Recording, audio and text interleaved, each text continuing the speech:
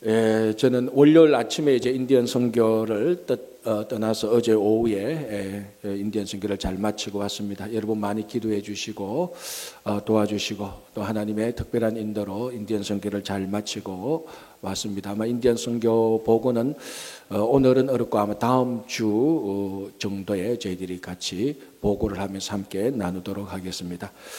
오늘 계속해서 로마서 말씀을 함께 나누고 있는데요. 지금 오늘 로마서 1장 1절에서 4절 세 번째 저희들 보고 있습니다. 계속해서 하나님의 복음이 무엇인지 보고 있는데 왜 이리 인사말 가지고 오래 끊느냐 이렇게 여러분 생각할 수 있겠지만 이 사도 바울의 로마서에 보는 그 로마 교회 교인들에게 보내는 로마서의 인사말 1장 1절에서 7절 그걸 또 나누면은 1장 1절에서 4절인데 요 네 구절 안에 어떤 사람은 말합니다. 로마서 전체의 주제가 이 안에 다 들어있다라고 말할 정도로 이 네 구절 사실은 이 네 구절 안에 단어 하나하나를 한 단어도 사실은 뺄 수 없을 만큼 중요한 우리 신앙의 의미들을 진짜 압축 농축해 놓은 것입니다.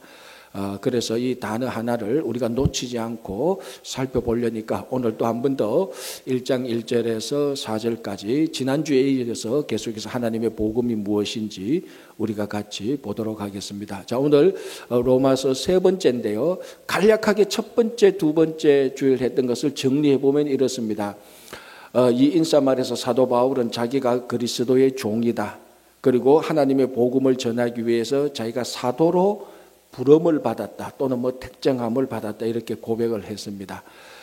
그래서 이 복음이 하나님의 복음이다. 그러니까 복음은 사람의 아이디어가 아니고 하나님이 계획하시고 하나님께서 이끄시던 하나님의 아이디어. 그래서 하나님이 우리들에게 사람들에게 주신 복음이기 때문에 여러분들이 혹 복음을 모른다 할지라도 혹 복음을 이상하게 생각한다 할지라도 그 복음을 주신 하나님을 믿기 때문에 하나님이 주신 복음을 믿을 수 있다라고 우리가 같이 생각을 해봤습니다. 자, 그러면 복음의 내용이 무엇인가? 우리 지난주에 앞부분 사도 바울이 말하기를 이 복음은 예수 그리스도인데 좀 더 문장을 붙이자면 예수 그리스도께서 우리를 구원하신다. 이게 복음의 문장이 되는 겁니다. 그래서 복음의 내용 예수 그리스도를 사도 바울이 첫 번째 어떻게 소개했는가 하면은 육신으로는 다윗의 혈통에서 나셨다. 이렇게 소개를 했습니다. 그래서 그럼 다윗의 혈통에서 나셨다. 이것이 무엇을 의미하는가를 우리가 지난 주일 세 가지를 살펴봤습니다. 첫 번째는 무엇이었는가 하면은 다윗의 혈통으로 나셨다는 것은 사람의 아들이 되었다는 겁니다. 신의 아들이 사람의 아들이 되었다. 다른 말로 하면 신이 사람이 되었다라는 것을 이런 의미고요. 두 번째는 사람의 아들이 되어서 우리 가운데 함께 있었다는 겁니다. 이 땅에 오셔가지고 혼자 고고하게 저 멀리 동떨어져서 이상한 일 우리하고 관련 없는 걸 한 게 아니고 우리 삶 속에 그대로 들어와서 우리와 똑같이 삶을 사셨다는 것이고 또 하나는 다윗의 혈통으로 나셨다는 것은 왕적 메시아로 오셨다는 겁니다. 이건 구약에서 계속해서 다윗의 자손으로 오시는 분이 왕이고 다윗의 자손이 메시아다라는 것을 계속해서 예언했던 것 이제 그것을 얘기하고 있는 것입니다. 요까지 지난주까지 우리가 살펴봤던 것이고 오늘 하나 더 다윗의 혈통에서 나셨다는 이 의미를 한 가지 더 중요한 것을 우리가 생각해 보려고 합니다. 그러니까 네 번째가 되는 거죠. 어떻게 보면 다윗의 혈통에서 나셨다는 의미가 네 번째가 되는 것인데 이것도 굉장히 중요합니다. 무슨 의미인가 하면은 드디어 다윗의 혈통으로 나심으로 말미암아 하나님께서 약속하셨던 또는 하나님께서 계획하셨던 복음이 성취되었다는 겁니다. 이루어졌다는 것입니다. 자, 이 복음 이것은 어느 날 갑자기 하늘에서 툭 떨어진 게 아닙니다. 이 복음은 하나님께서 이런 일 저런 일 해보시다가 안 되니까 야 이것도 안 되고 저것도 안 되니까 뭘 하지 생각하다가 아이디어를 내서 반짝 아이디어를 내서 야 복음을 주자 그렇게 한 게 아니고 이 복음은 태초부터 하나님께서 계획해 놓으신 것이라는 것입니다. 하나님께서 사람들에게 약속했던 것인데 그 약속했던 것이 드디어 하나님의 아들 예수께서 다윗의 혈통으로 이 땅으로 실제로 오심으로 말미암아 그 오래전에 약속했던 그 오래전에 계획해 놓았던 이것이 드디어 성취되었다는 것입니다. 자, 그러면은 우리가 성경을 통해서 볼 때 이 성경의 복음이 나타나 있는데 이 성경을 통해서 볼 때 이 하나님의 복음이 처음 선포되어진 것이 언제 어디서였습니까? 자, 그건 에덴 동산에서 사람이 죄를 짓자마자 바로 하나님께서 하나님의 복음을 사람들에게 보여주셨습니다. 그게 우리가 흔히 말하는 원시 복음이다 이렇게 말을 하죠. 그래서 원복음이다라고 말하는데 그게 창세기 3장 15절인데요. 제가 한번 읽어볼게요. 여러분 다 아시는 내용이지만 그래도 한번 읽어볼게요. 이렇게 됐습니다. 이게 성경에 나타난 첫 번째 복음의 계획입니다. 또는 약속입니다. 내가 너로 여자와 원수가 되게 하고 너의 후손도 여자의 후손과 원수가 되게 하리니 여자의 후손은 너의 머리를 상하게 할 것이요 너는 그의 발꿈치를 상하게 할 것이라 라고 했습니다. 자, 여기서 너로 여자의 후손과 원수가 된다라고 말했는데 여기서 여자의 후손은 바로 다윗의 혈통에서 나신 예수 그리스도를 말하는 것입니다. 여기서 너라는 사탄에게 말하는 거죠. 지금 뱀 사탄에게 하나님께서 말합니다. 너는 여자의 후손과 원수가 될 것이다. 이 여자의 후손은 나중에 다윗의 혈통으로서 나실 예수 그리스도를 말하는 것입니다. 그래서 너 사탄 너는 여자의 후손의 발꿈치를 약간 상하게 할 수는 있겠지만은 그 여자의 후손은 너의 머리를 상하게 할 것이다. 그래서 좀 더 과격하게 표현하자면 너의 머리를 박살낼 것이다. 완전히 깨부실 것이다 라는 것이 이것이 성경에 나타난 하나님께서 계획한 하나님께서 약속한 첫 번째 복음입니다. 이제 구약 성경은 이 약속이 이 계획이 계속해서 하나님께서 보여주시는데 오늘 사도 바울이 1장 2절에서 말하는 것처럼 선지자들을 통하여서 보여준 것. 특별히 많은 선지자들이 이 하나님의 계획을 계속해서 반복해서 선포합니다. 사람들이 어렵고 힘들 때마다, 사람들이 죄를 지을 때마다, 사람들이 희망이 없을 때마다 계속해서 복음을 선포합니다. 우리 예를 들자면 이사야 선지자는 엄청나게 많은 복음을 선포하는데 이사야 선지자는 이새의 한 가지, 그러니까 이새가 다윗의 아버지잖아요. 이새의 한 가지에서 이제 그 메시아가 날 것이라고 선포하고 예레미야는 아예 다윗의 자손에서 한 메시아가 나타날 것이라고 말하고 미가 선지자는 뭐라고 말합니까? 미가는 베들레헴 에브라다. 우리 성탄 절 때 많이 읽는 미가 선지자는 베들레헴 에브라다. 그러니까 너는 비록 작은 마을이지만 거기에서 한 다스리는 자가 이스라엘을 다스리는 자가 나타날 것이다 라고 이렇게 말을 합니다. 그러니까 이 창세기 사람이 죄를 짓자마자 사람이 죄를 지어서 이 구원을 잃어버리고 지옥에 갈 영혼이 되자마자 하나님께서는 바로 복음을 제시했던 것입니다. 그러니까 이것이 이미 최소한 우리가 성경에서 볼 때 에덴 동산에서 약속되었던 에덴 동산에서 계획됐던 이 복음이 구약 성경 전체를 인류 역사적으로 성경의 역사만 봐도 2000년 이상 계속해서 반복되어서 약속되었던 것이 드디어 다윗의 혈통을 통하여서 나타나셨다는 것입니다. 그러니까 다윗의 혈통을 통하여서 예수께서 오셨다. 하나님의 약속이 성취되었다는 겁니다. 그런데 여러분 구약 성경을 아시다시피 하나님의 약속 복음이 성취되었는데 제가 이렇게 간략하게 말하니까 복음이 창세기 3장 15에서 처음 약속되어서 아주 쉽게 다윗의 혈통까지 예수님께서 다윗의 혈통으로 태어나신 것 마치 강물 흐르듯이 줄줄 흘러서 이루어진 것처럼 생각하면 큰 오산입니다. 우리가 구약 성경을 보면 이 하나님의 약속이 사실은 인간의 잘못으로 인하여서 인간의 죄로 인하여서 하나님의 복음이 성취되어 가기보다는 오히려 하나님의 약속이 폐보되어지는 어떨 때는 하나님의 약속이 마치 사라진 것 같은 그런 삶의 현장들이 굉장히 많이 있었어요. 이건 바로 우리들의 연약함과 잘못함과 우리들의 죄 때문이죠. 자, 아브라함을 한번 보십시오. 하나님께서 이 창세기에서 약속하신 복음을 다윗의 혈통으로 나시기 위해서 이제 아브라함을 불러내기 시작합니다. 우리 아브라함의 인생 잘 알잖아요. 여러분 하나님께서 아브라함을 통하여서 주어진 약속. 이 하나님이 아브라함이 하나님으로 받았던 이 약속이 얼마나 많이 깨어질 뻔 위태했습니까? 얼마나 위태했습니까? 자, 아브라함이 75세 때 하나님의 약속을 받았습니다. 이 안에 복음의 약속이 들어가 있는 거죠. 10년 동안 75세에서 85세 그리고 사라 나이도 이제 다 70대 중반 그래서 세월이 가면 갈수록 생리적인 기능은 떨어지고 그 자녀를 낳을 가망은 점점 없어져 갑니다. 그런데도 아무런 자녀가 낳을 기미가 보이지 않습니다. 하나님의 약속이 이루어지기보다는 이루어지지 않는 쪽으로 자꾸 보여지게 되는 겁니다. 그래서 오죽했으면은 사라가 아브라함에게 하갈을 통해서 그 자녀를 낳으라고 말을 했겠습니까? 그래서 이스마엘을 뚝 낳았지 않습니까? 얼마나 위태위태합니까 지금.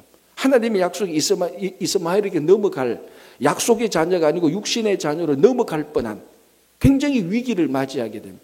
그리고 우리가 잘 알다시피 가나안 땅의 기근이 될 자 사라와 아브라함이 애굽 땅에 가게 됩니다. 아브라함이 자기 사라를 누이라고 속여서 마치 사라도 죽게 되고 자기도 죽게 되는, 굉장히 아차 말 한마디 잘못하면 아브라함과 사라는 애굽에서 다 죽게 되는 그런 위험한 순간을 맞이하게 됩니다. 그러다가 또 이삭을 낳습니다. 낳았는데도 어떡합니까? 이삭이 한 10대 중반 때쯤 돼서 번제로 드리라고 말합니다. 모든 약속이 다 취소되는 것 같습니다.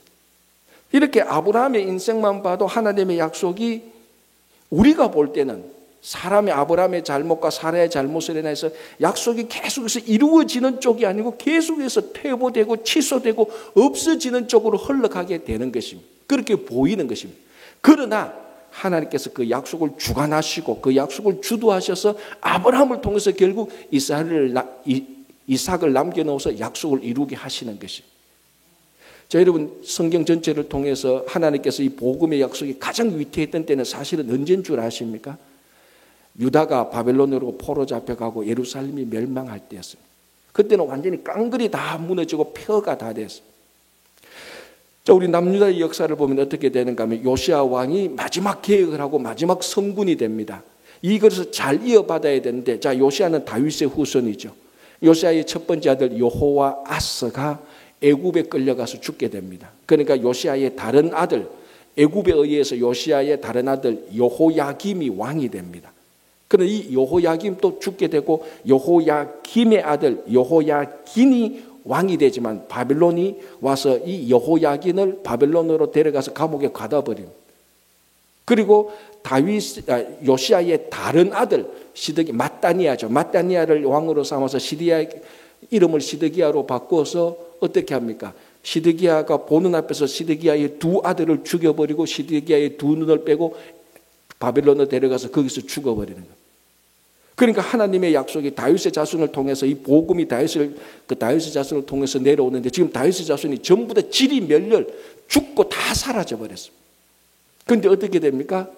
사람이 잊어버렸던 바벨론 감옥의 저 한쪽 구석에 갇혀 있었던 여호야긴을 하나님께서 다시 회복시켜서 여호야긴을 통하여서 다윗의 자손의 대를 계속해서 이어가는 것입니다.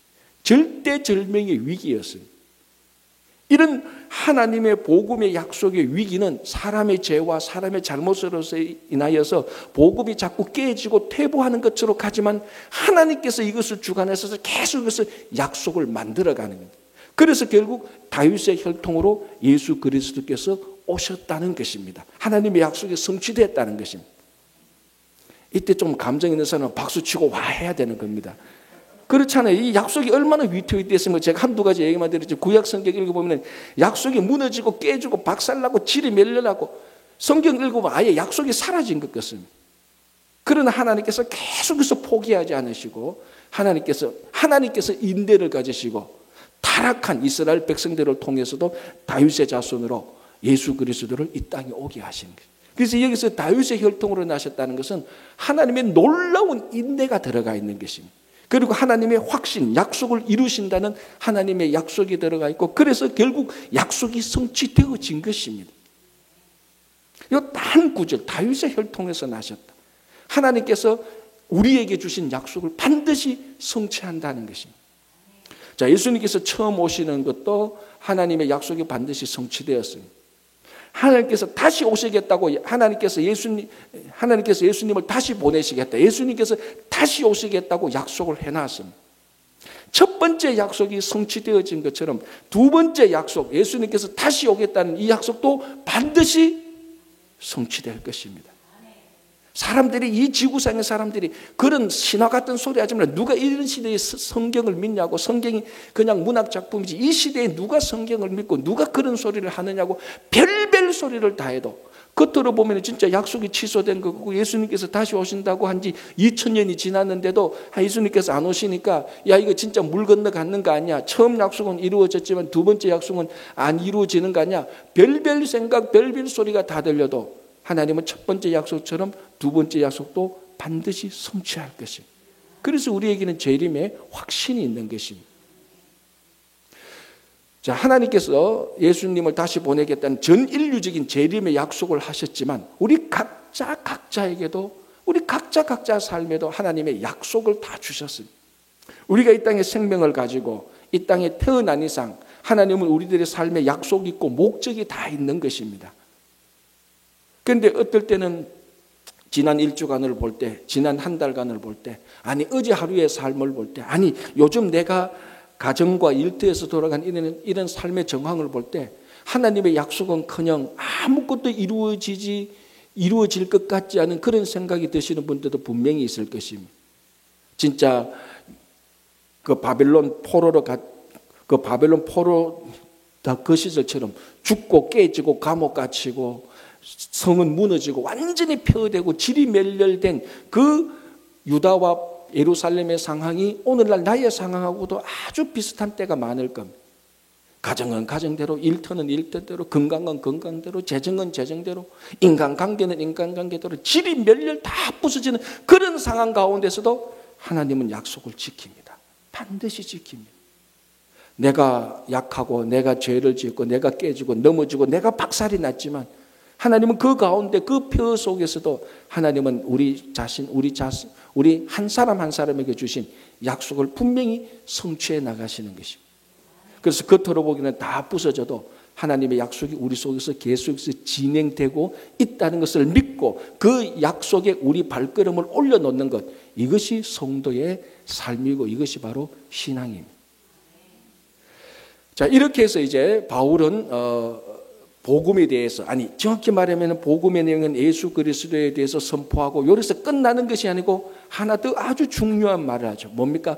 성결의 영으로는 죽은 자 가운데서 부활하사 능력으로 하나님의 아들로 선포되었다라고 말합니다.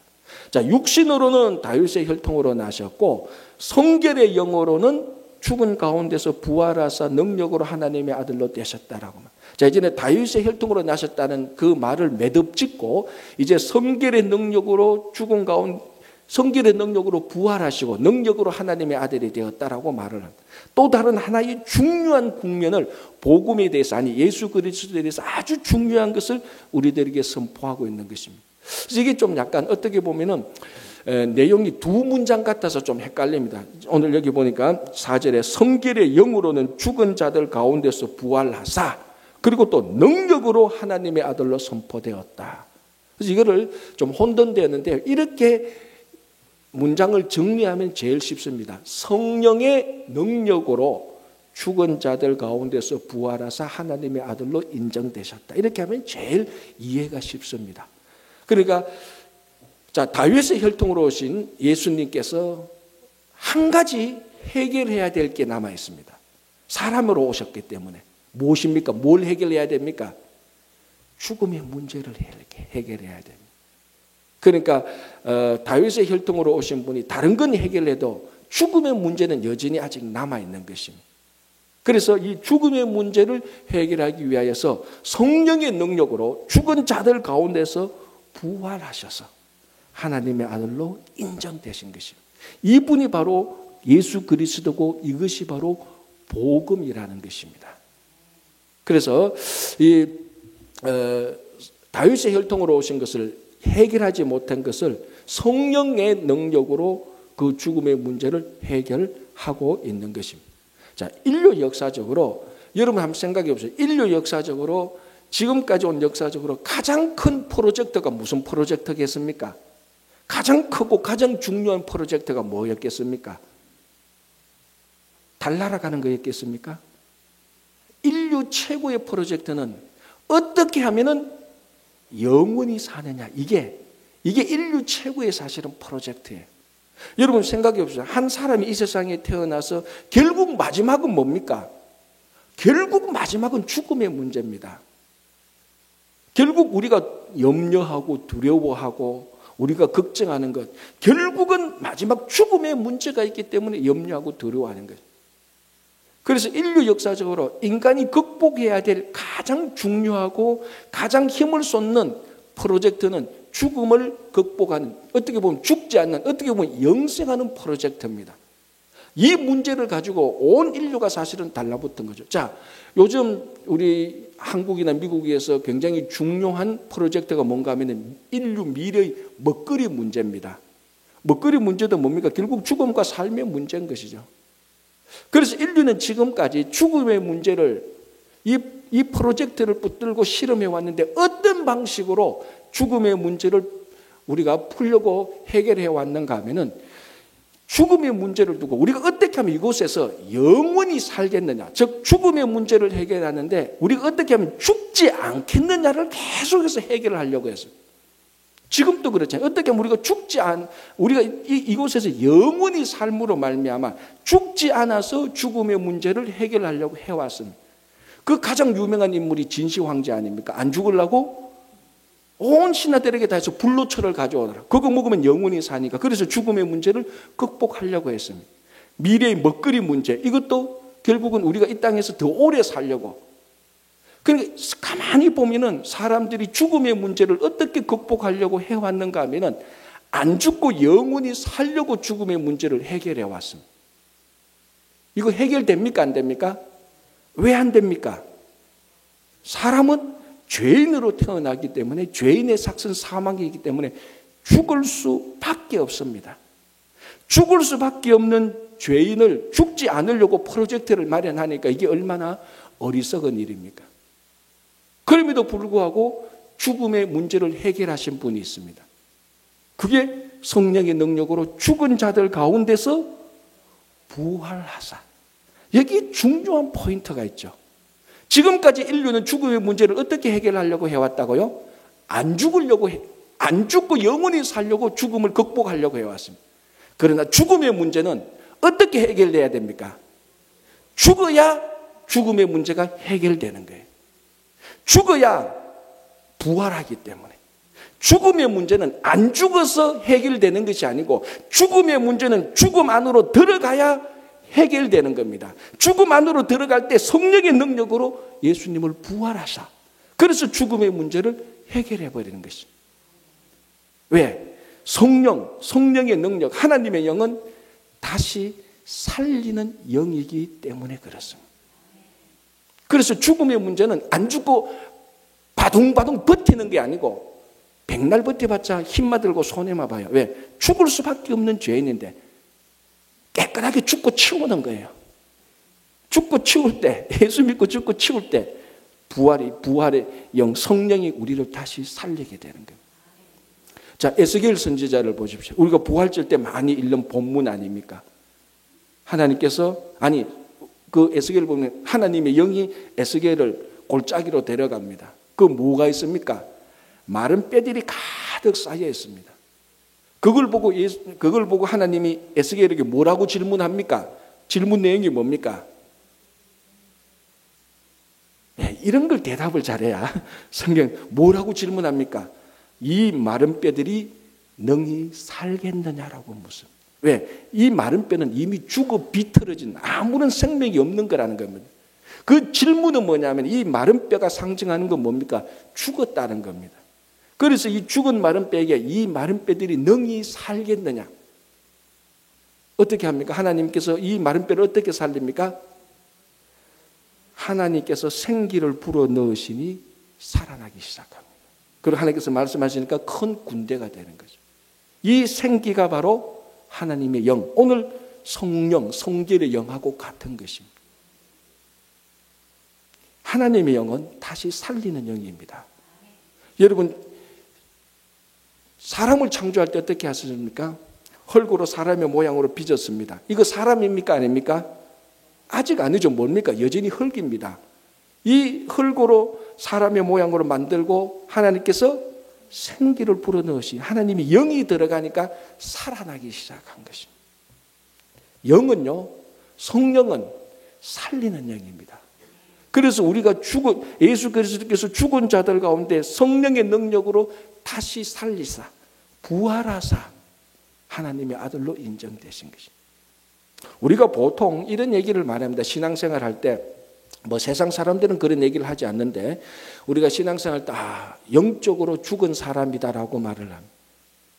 저는 가끔 도대체 영적으로 산 사람은 어떤 사람이고 영적으로 죽은 사람은 어떤 사람이고 겉으로 보니까 다 멀쩡한데 어떨 때는 겉으로 보니까 어떨 때 겉으로 보면 다 멍청한데 다 멀쩡하기도 하고 멍청한데 누구는 영적으로 죽었다 그러고 누구는 영적으로 살았다라고.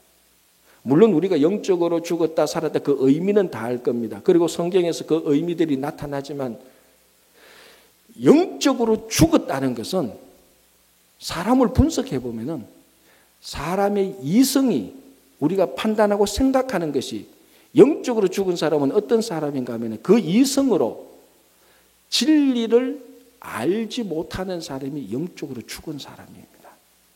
아무리 공부를 잘하고 세계 최고의 대학인 하버드 대학교의 교수를 할지라도 자기가 연구한 그것을 아무리 찾아가도 진짜 진리를 이성으로 알지 못한다면 그 사람은 영적으로 죽은 겁니다. 진짜 진리는 무엇입니까? 예수 그리스도입니다. 내가 곧 길이요 진리요 생명이라고 그랬습니다. 그래서 영적으로 죽었다는 것은 우리가 이성으로 예수가 진리라는 것을 인정하지 못한다면 그거 다 영적으로 죽은 것하고 똑같습니다. 영적으로 또 죽었다는 건 뭡니까? 우리 감정이 예수님을 사랑하는 마음이 없는 겁니다. 그리고 감정이 예수님의 아름다움을 느끼지 못하는 것 그거 다 죽은 것입니다. 아무리 위대한 예술가라 하고 아무리 위대한 예술가가 위대한 작품을 만들면서 그 작품을 보고 사람들이 다 와우라고 감탄사를 내밀 만큼 감정을 불러일으키는 작품을 만든다 할지라도 그 작품을 본다 할지라도 우리의 감정이 예수 그리스도를 사랑하는 마음이 생기지 않고 예수 그리스도의 아름다움에 와우라고 말하지 못하면 그거 다 영적으로 죽은 사람입니다. 그걸 영적으로 죽었다고 말을. 우리 의지가 아무리 강해도 내가 한번 이런 사람 있잖아요. 난 한번 한다면 해. 이런 사람들 참 많아요. 대체로 잘 안 하지만 그 의지, 그 결단 이것이 영적으로 죽었다는 것은 그 의지와 결단을 가지고 하나님 나라를 위해서 일을 하지 않을 때 그런 사람이 영적으로 죽은 것입니다. 영적으로 죽었다는 것이 마치 마약에 취한 것처럼 사람이 허리멍텅하고 영적으로 살았다는 것이 똑똑하고 공부 잘하는 것처럼 예쁘게 보이는 그게 영적으로 살은 게 아니고 영적으로 살았다는 것은 예수가 진리라는 것을 알고 믿고 고백하는 겁니다. 영적으로 살았다는 것은 진짜 예수님을 사랑하고 예수님 그 안에서 진짜 아름다움을 보고 무한한 찬양의 감정이 생기는 것, 그게 영적으로 살은 것입니다. 영적으로 살았다는 것은 뭡니까? 내 의지와 결단이 나를 위해서 살아가는 것이 아니고 예수님을 위해서 내 힘과 에너지를 다 쏟는 것, 그게 영적으로 살은 사람입니다. 영적으로 죽었다는 건 뭡니까? 잘 살고 잘 먹고 다 똑똑해도 여전히 진리, 예수와 상관없고 예수를 백날 들어도 예수를 사랑하는 마음이 없고 그게 다 영적으로 죽은 겁니다. 겉으로 봐서 아무리 똑똑하고 잘생기고 아무리 멍청하게 한다고 해서 그걸로 영적으로 죽었다 살았다 절대로 판가름 나지 못하는 것입니다. 성령이 우리에게 오셔서 정말 우리를 다시 살릴 때에 우리는 예수가 진리라는 것을 알게 되고 고백하게 되는 것입니다. 진짜 예수를 사랑하게 되고 좋아하게 되고 그 안에서 지금까지 느끼지 못했던 아름다움과 찬란함을 느끼게 되는 것, 그게 영이 우리 안에 들어와서 다시 살리는 것입니다. 지금까지 내 힘과 내 의지와 내 능력으로 나만 위해서 살았는데 교묘하게 말은 남을 위해서 살고 봉사한다고 말하지만 결국 돌아보면 나를 위해서 살았는데 성령이 우리 안에 들어와서 우리를 다시 살리면은 진짜로 나를 위해서 사는 것이 아니고 하나님을 위해서 살게 되는 것.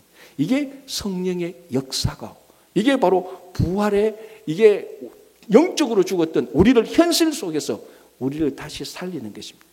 물론 나중에 우리가 죽고 난 다음에 죽은 자의 부활 그것도 있지만 지금 우리 삶 속에 영적으로 얼마나 죽은 자들이 많습니다. 얼마나 이 교회 다녀도 진짜로 예수님을 사랑하는지 물질을 사랑하는지 가만히 보면 영적으로 죽은 사람이 너무 많습니다. 성령께서 다시 오셔서 성령의 능력으로 영적으로 죽은 우리들을 다시 살려야 되는 것입니다. 그래서 성령께서 죽은 자들 가운데서 예수님을 완전히 살림으로 말미암아 그 죽음의 문제를 해결하셨습니다. 자, 이제 이렇게 한다면 뭡니까? 영적으로 우리를 다시 살리지만 또 이 성령의 능력이 예수님을 부활하신 가운데서 다시 살려서서 하나님의 아들로 선포하셨습니다. 자, 이 참 재미있죠. 원래 예수님은 하나님의 아들이었어요. 그런데 다윗의 혈통을 따라서 사람의 아들이 되었습니다. 그래서 사람의 아들이니까 죽을 수밖에 없죠. 죽었죠. 그러나 성령께서 역사하셔서 죽은 자들 가운데서 부활하셔서 다시 올리심으로 말미암아 하나님의 아들이 되셨습니다. 자, 우리에게는 예수가 하나님의 아들이 되셨다는 것은 너무나 자연스럽습니다. 다시 말하면 신의 아들이죠. 하나님의 아들이 되었다는 것. 그런데 이 말이 로마서를 받는 로마 교회 교인들에게는 굉장히 생소하게 느껴졌을 것입니다. 예수가 하나님의 아들이라는 말이 굉장히 생소하게 느껴졌을 것입니다. 왜 그런가 하면은, 자, 이 로마서를 얘기하다 보면은 로마 제국을 얘기하지 않을 수가 없습니다. 사도 바울의 모든 편지에 가장 뒤에 있는 큰 배경 가운데 하나가 로마입니다. 우리말로 하면 사실은 세상이죠. 자, 로마 제국 하에서 누가 하나님의 아들이었습니까? 로마 황제가 하나님의 아들이었어요. 신의 아들이었어요. 그래서 로마 교회 교인들은 가장 대표적으로 황제를 말하면 아우구스투스 황제죠. 원래는 옥타비아누스죠. 이 옥타비아누스가 아우구스투스로 로마 원로로부터 그 호칭을 받게 되는 겁니다. 그래서 우리가 보통 역사적으로 아우구스투스라고 말하는데 원래는 옥타비아누스입니다. 이 아우구스투스 황제를 로마는 계속해서 선전합니다. 뭐라고? 황제는 신의 아들이다. 그래서 로마 제국이니까 로마 제국의 최고의 신은 무슨 신입니까? 공부하셔야지. 로마 제국의 최고의 신은 주피터입니다. 이 주피터가 그리스로 넘어오면 제우스죠. 신 중의 신. 그리스 로마 신화의 최고의 신, 그리스의 최고의 신 제우스, 로마의 최고의 신 주피터, 이 두 사람은 같이 보는 거예요. 그래서 아우구스투스 황제를 주피터의 아들이라고 계속해서 로마는 선전해냅니다. 백성들한테. 그래서 로마서를 받아 읽는 이 로마 교회 교인들도 예수를 믿거나 아직 예수를 제대로 알지 못할 때 주피터의 아들은, 신의 아들은 로마 황제 아우구스투스가 하나님의 아들인데, 오늘 복음서를 보니까 로마서를 보니까 사도 바울이 말하기를 성령의 능력으로 죽은 자원들 가운데 예수를 부활해서 그가 바로 하나님의 아들이었다고 선포를 해버리는 겁니다. 이 편지를 읽는 사람은 굉장히 깜짝 놀랐거나 생소했을 겁니다. 무슨 이런 글이 있어? 우리가 로마에 살고 있는데, 로마 제국의 한중간에 로마에 살고 있는 우리가 아우구스투스가 신의 아들이지 하나님의 아들이 어떻게 예수가 신의 아들이냐라고 반문할 수도 있을 것입니다. 그러나 바울은 말합니다. 성령의 능력으로 성령께서 죽은 자들 가운데서 부활하셔서 이 사람을 하나님께서 하나님의 아들로 인정하셨고 하나님의 아들로 선포하셨다는 것입니다. 여러분, 아우구스투스나 이후의 모든 황제들이 어떻게 해서 신의 아들이 됩니까? 전부 다 자기들의 업적이죠. 자기들의 출생이죠. 자, 아우구스투스 황제가 처음에 신의 아들로 호칭을 받게 될 때, 주피터의 아들 또는 제우스의 아들로 호칭을 받게 될 때 로마 원로원이 그를 신의 아들이라고 부를 때에는 신의 아들만큼 큰 업적을 이루었기 때문입니다. 자, 여러분, 황제가 이룬 가장 큰 업적은 뭡니까? 결국 전쟁에서 이기는 건데, 전쟁이라는 게 결국 뭐 하는 겁니까? 적들을 많이 죽이는 겁니다. 가만히 생각해 보면은 아우구스투스가 주피터의 아들, 신의 아들이 된 것은 사람을 많이 죽였기 때문에 신의 아들이 된 겁니다. 그러나 예수는 죽은 자들 가운데, 자기가 십자가에 달려 죽음으로 죽은 자들 가운데서 부활하심으로 말미암아 로마 황제는 사람을 많이 죽여서 신의 아들이 되었는데, 예수 그리스도께서는 그 죽음을 해결함으로 말미암아 진짜 하나님의 아들이 된 것입니다. 그래서 예수 그리스도는 죽음에서 부활해서 죽음을 정복함으로, 로마의 황제는 많은 사람들에게 죽음을 줌으로, 죽임으로 말미암아 신의 아들이 되었다면, 예수 그리스도께서는 죽음을 정복함으로, 부활하여서 죽음을 정복함으로 진짜 하나님의 아들이 된 것입니다. 우리가 예수를 믿고 우리가 하나님의 자녀가 되는 거죠. 늘 하나님의 아들 그러면 왜 딸 얘기는 안 하나 이렇게 하는데 서운해하시지 마십시오. 다 하나님의 자녀들입니다. 우리가 하나님의 자녀가 됐다는 건 뭡니까? 우리 안에 여전히 성령께서 우리에게 부활의 소망을 주고 계신다는 겁니다. 하나님의 아들이, 예수가 하나님의 아들이 된 것은 부활하심으로 된 것입니다. 죽음을 정복하심으로 말미암아 하나님의 아들이 된 것처럼, 우리가 예수를 믿고 하나님의 자녀가 되었다는 것은 우리에게 부활의 소망이 있고 성령께서 그 부활의 소망을 주신다는 것을 우리에게 인쳐 주신 것입니다. 그래서 우리 성도가 하나님의 자녀가 되어서 살아갈 때 삶이 무너지고 깨지고 실제는 죽음의 위험이 온다 할지라도 우리는 그 안에 부활의 소망과 확신이 있기 때문에 우리는 다시 일어설 수 있는 것입니다. 하나님의 자녀는 죽음 가운데서도 부활할 수 있듯이 우리 삶의 낙담과 절망 가운데 무너지고 깨지는 가운데서도 우리는 다시 부활할 수 있는 것입니다. 왜? 하나님의 자녀이기 때문에. 하나님의 자녀는 죽음을 정복한 예수 그리스도의 첫 열매의 본을 따라서 살아가는 사람들이기 때문에 그렇습니다. 자, 1장 4절에 마지막으로 사도 바울이 예수 그리스도에 관해서 뭐라고 말합니까? 곧 우리 주 예수 그리스도 신이라. 다시 말하면 주 예수 그리스도라는 요 호칭으로 딱 문장을 마칩니다. 복음은 뭐냐? 주 예수 그리스도가 복음이라는 겁니다. 이게 예수님에 대한, 사도 바울이 붙인 예수님에 대한 공식 호칭입니다. 주 예수 그리스도. 제가 아직은 명함 못 만든, 전번에 명함 만든 거 보면 저는 그 전에 명함입니다. 뉴욕 동양 지역의 담임 목사 빈상석, 이게 제 명함에 붙어있는 저의 공식적인 호칭입니다. 물론 지금은 친구의 담임 목사 빈상석이겠지만 바울이 예수님에게 명함을 하나 만들었습니다. 뭡니까? 주 예수 그리스도. 이게 바울이 예수님을 본 공식 호칭인데 복음은 주 예수 그리스도로 결론이 나고 있습니다. 재밌는 것은요, 네로 황제의 그 공식 호칭이 어떤가 한번 제가 읽어볼게요. 아니, 아우구스투스부터 한번 볼게요. 아우구스의 공식 호칭이 이렇습니다. 임페라토르 율리우스 카이사르 아우구스투스.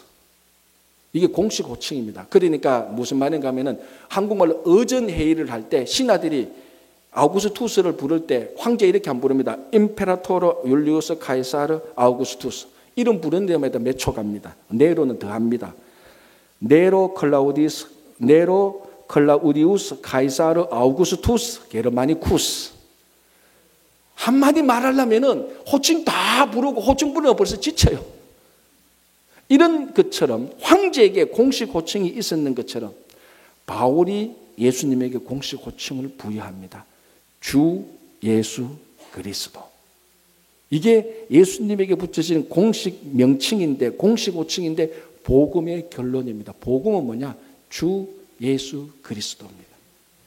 그런데 주 예수 그리스도 우리가 뭐 늘 얘기하잖아요. 우리 예수 믿는 사람. 성경에도, 찬송가에도, 전도할 때, 기도할 때도 주 예수 그리스도께서. 그런데 여러분, 다시 한번 말씀드리지만 이 로마서를 받아들였던 로마 교회 교인들은 이 1장 4절의 마지막 부분, 주 예수 그리스도라는 이 말을 들었을 때 엄청난 충격과 두려움이 또는 엄청난 흥분감이 있었을 것입니다. 왜? 예수라는 말 앞에 주라는 말과 그리스도라는 호칭이 붙었습니다. 이 두 개는 다 호칭입니다. 예수라는 말 앞에 주라는 말과 그리스도라는 말. 예수는 주님이고 예수는 그리스도라는 말입니다. 이것은 굉장히 특별히 로마 교회 교인들한테 예수가 주고 예수가 그리스도라는 것은 엄청난 폭발력을 주기도 하고 엄청난 두려움을 주기도 하고 엄청난 흥분을 주기도 합니다. 왜? 주와 그리스도는 황제에게 붙이는 호칭입니다.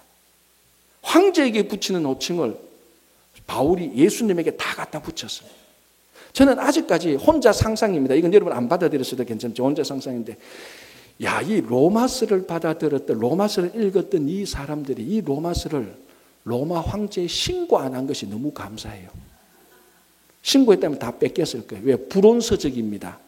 불온서적도 이런 불온서적은 없어요. 감히 황제에게만 붙이는 주라는 말과 키리오스 이 말과 그리스도라는 말, 메시아 구원자라는 말을 일개 나사렛에서 태어난 33살에 죽었던 예수에게 어떻게 주라는 호칭과 어떻게 그리스도 메시아라는 호칭을 붙이느냐. 불온서적도 이런 불온서적이 없습니다. 왜? 로마 교회 교인들, 로마 사람들한테는 주 아우구스투스 메시아입니다. 그리스도가 메시아라는 뜻이잖아요. 주라는 게 퀴리오, 주인이라는 것입니다. 로마 제국의 주인은 당연히 로마 황제죠. 그래서 로마 황제를 주인으로 숭배했던 것이 로마 황제 숭배 사상입니다. 그것을 예수님에게 턱 걸어놨습니다. 주님의 자리를 로마 황제, 그 주님의 자리에 로마 황제가 앉아있는데 황제 내려오시오 하고 예수님을 거기에 앉혀놓은 겁니다. 그리스도는 더합니다. 그리스도 메시아죠. 구원자죠. 특별히 아우구스투스는 악티움 해정, 우리 잘 알잖아요. 그 안토니우스하고 그 클레오파트라 그 스캔들 그하고 그 이집트에서 전쟁 다 물리치고 결국 아우구스투스 옥타비아누스가 악티움 해전에서 결국 승리함으로 말미암아 로마를 완전히 평정해 버립니다. 가장 큰 전쟁에서 이기고 이제 더 이상 전쟁이 없다. 그래서 로마의 평화가 왔다. 그래서 팍스 로마나가 붙은 겁니다. 로마의 평화. 그래서 로마의 평화를 누가 가져왔느냐? 아우구스투스, 옥타비아누스 가져왔다. 그래서 옥타비아누스, 아우구스투스를 로마의 구원자라고 호칭을 했습니다. 아우구스투스는 로마의 세이비어, 로마의 구원자다. 그게 메시아라는 의미하고 똑같습니다. 그리스도라는 의미하고 똑같죠. 그리스도는 메시아 구원자는 이름하고 똑같습니다. 그래서 주 아우구스투스 그리스도인데 바울은 거기 아우구스투스를 끄집어내고 거기에 예수님을 앉히는 겁니다. 주 예수 그리스도라고 말합니다. 이게 주 예수 그리스도가 우리들에게는 굉장히 익숙한데 2000년 전 로마 교회 교인들한테는 이건 말이 안 되는 겁니다.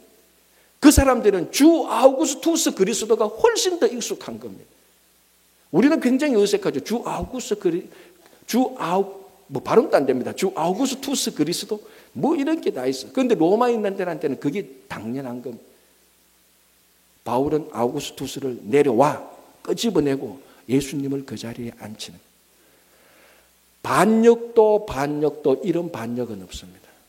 그래서 제가 아까 말했잖아요. 누가 하나 이 로마서를 가지고 인사말만 가지고 로마 정부에 신고만 했다라면 바울은 잡혀서 그대로 참수행에 처하고도 남을 지금 국가 반역죄를 하고 있는 것하고 마찬가지입니다. 그래서 저는 가장 위대한 반역이라고 말합니다. 총 하나 쓰지 않고 칼 하나 쓰지 않고 욕 한마디 하지 않고 돌 하나 던지지 않고 아우구스투스 대신에 예수라는 이름을 먹고 주 예수 그리스도는 이 말 한마디 함으로 로마 제국 전체에 바울은 반역을 하고 있는 것입니다. 진짜 주님은 예수라는 겁니다. 진짜 구세주는 예수라는 것입니다. 이게 그 당시에 목숨을 걸고 해야 되는 말입니다. 이 편지를 읽는 사람도 이걸 읽고 로마 정부에 신고를 하든지 아니면은 예수를 그리스도 주로 받아들인지 둘 중에 하나 했었어야 되는 것입니다. 지금까지 로마서가 남아있는 거 보니 신고는 안 한 것 같습니다. 여러분 이것이 가장 이 세상을 뒤집어 엎어버리는, 저는 오늘 여러분들을 선동하는 게 결코 아닙니다.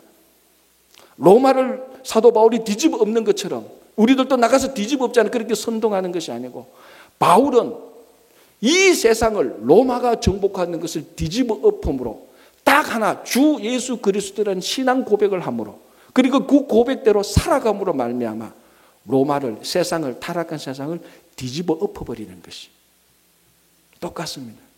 세상을 바꾸고자 하는 여러 가지 방법들이 있습니다. 정치적인 방법, 문화적인, 경제적인 방법, 외교적인 방법, 전쟁을 하는 군사적인 방법, 수없이 많이 나라와 세상을 바꾸는 방법들이 있습니다.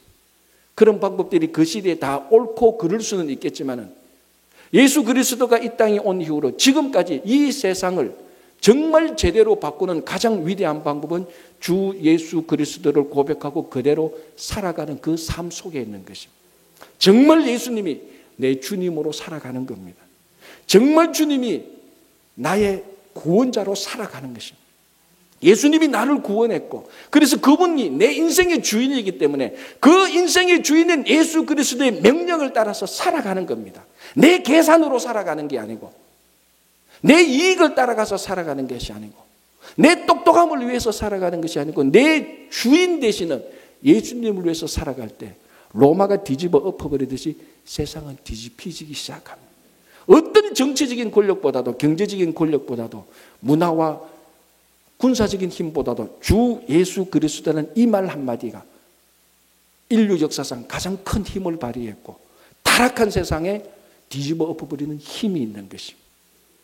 그래서 바울은 이 인사말에 로마 교회 교인들한테 앞으로 어떤 사람이나 어떤 물질이나 어떤 권력이나 어떤 힘이 우리의 주인이 아닙니다. 우리의 그리스도가 아닙니다. 예수님이 우리의 주인입니다. 예수님이 우리의 구세주입니다라고 고백하는 것입니다. 이것이 로마 교회 교인들에게만 필요합니까? 오늘 뉴욕에 살고 있는 우리들에게 제일 필요한 무엇보다도 제일 필요한 고백이요 실천이 돼야 되는 것이에요. 그래서 오늘 여러분들이 앞으로 살아가는 동안 이 하나님의 복음 안에 흠뻑 빠져서 복음의 능력으로 살아가시는 여러분 되시기 바랍니다.